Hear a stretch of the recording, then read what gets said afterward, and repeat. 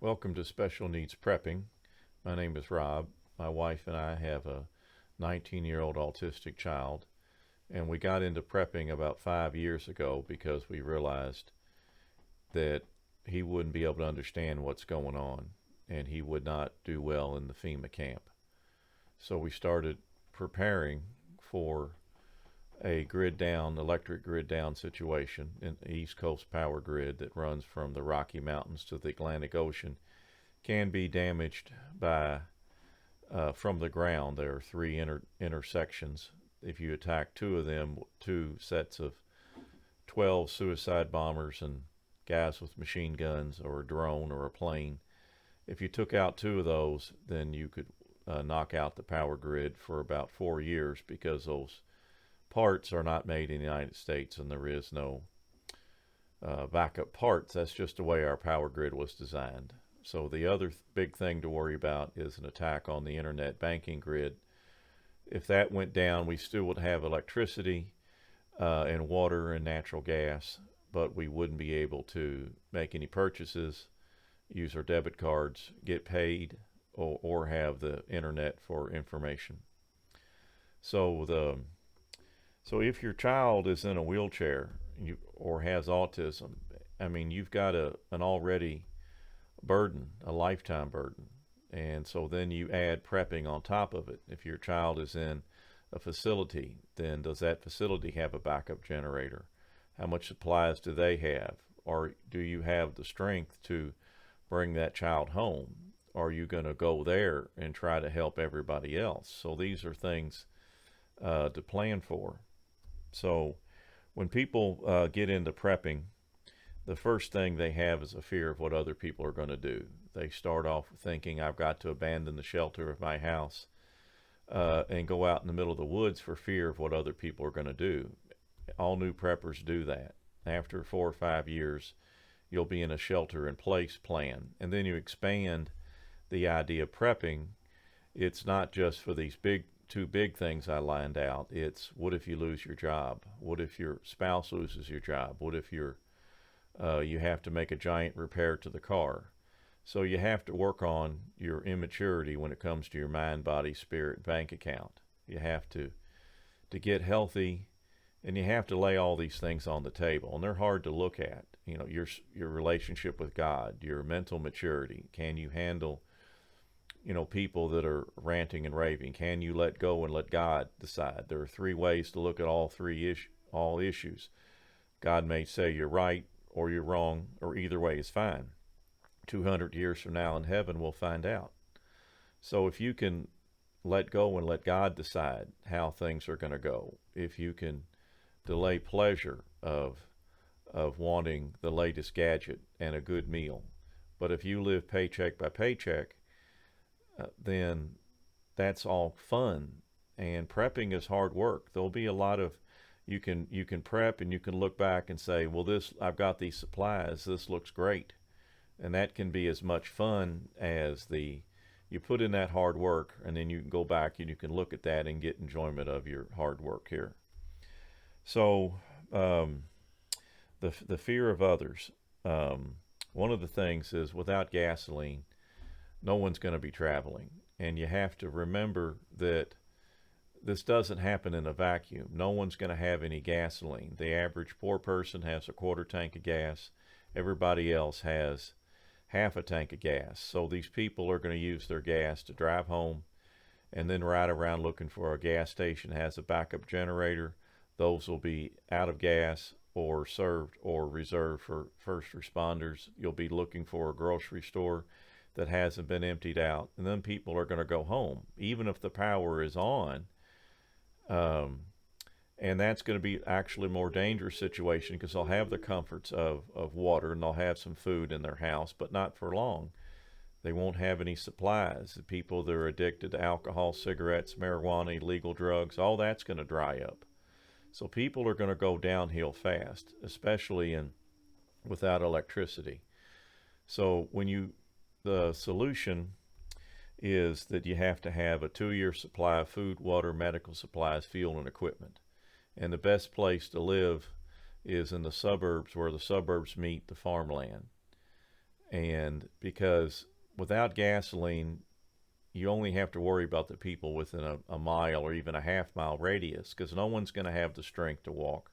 The only people driving around are other preppers who have extra gasoline, and they're networking, and they're going back and forth to people who they've networked with. So the other solution is that every church, mosque, and synagogue needs to establish a mini FEMA camp, and these mini FEMA camps will serve the people who haven't prepared until the larger camps are set up. So if you're a principal of a school, you've got a walk-in freezer, you got food, you have to have a generator and lots of gasoline, a medium-sized generator that can run the furnace and the microwave and the deep freeze. The microwave to feed the children until all the parents get there. And then you take that extra gasoline and that generator and all the food in the deep freezer, you put in the back of the pickup truck, and you take it over to whoever else is where the other FEMA camp is. So, and you can gather, because there'll be a lot of young, healthy dads who are going to be caught off guard by this. And you step into leadership, and that's what you can do when you work on your maturity when it comes to your mind, body, spirit, and bank account. And you got to decide, are you a drill sergeant? Are you a lover? Are you a magician? Are you a lover? What role are you going to play? So you tell these guys, look, we need to do this, this, and this. And you give people a mission, and then they step up, and you gather this mini FEMA camp. You'll have people that can do medical, that can do food, and you just gather a bunch of people together, and you assign tasks. You look at your people and figure out who's going to be good at what, and so that's going to be an extension of the compound that you have at your house. If you have young children, then you can't do this. But my target audience is people in their 40s and 50s, or children or teenagers, and men. You need to step up, because ladies have a fear of what the guys are going to do. Bad guys. They're afraid the bad guys are going to kill all the men and then come after them and the children. I've had this conversation with a dozen ladies, and none of the ladies have debated that with me.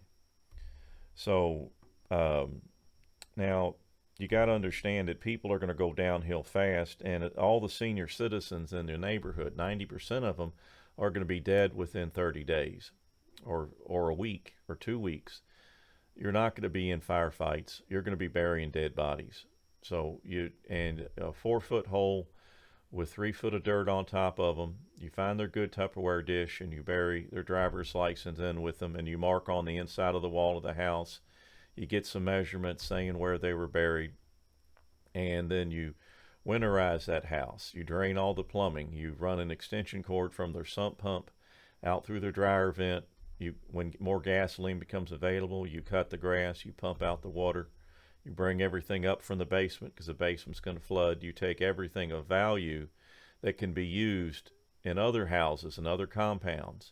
You take their valuables, you put that in one room, you nail that shut, their money, their cash, their jewelry, their fancy clothes, everything else. Then you take, and when the people who come claim the house, whoever inherits the house, I mean, you're protecting their house. The main is the asset, and their valuables and their photographs are going to be in that room that you nailed shut. So there's going to be a lot of food in these houses, and medicines and blankets and stuff. So and people's stomachs are going to shrink. We're not going to have 3 meals a day. You're going to have spaghetti and meatball surprise, and that can be whatever meat you can find, deer meat, and there's a lot of farmers, and they'll need help, store some diesel fuel to trade with the farmer for help on his farm. And so there are going to be supplies in these houses of the dead. And so ladies, start get a group together and visit with these people, help them prepare for death. And so because they're not going to last long. You may have to gather up some widows into a house, get 3 widows into a house with a fireplace. And so in your compound at home, you want to help these young fathers and to give them enough supplies and give them some direction where they can go home at night and survive the night. Hopefully, this doesn't happen in January. The terrorists, if they want to destroy, a good time to do this would be in the middle of January. So,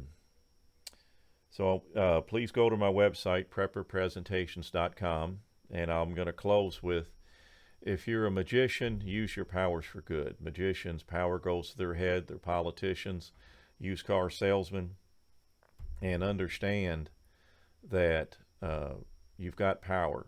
Use it for good. If you're a lover, then use unemotional critical thinking to stand in the direction of the north and look at the big picture. Thank you.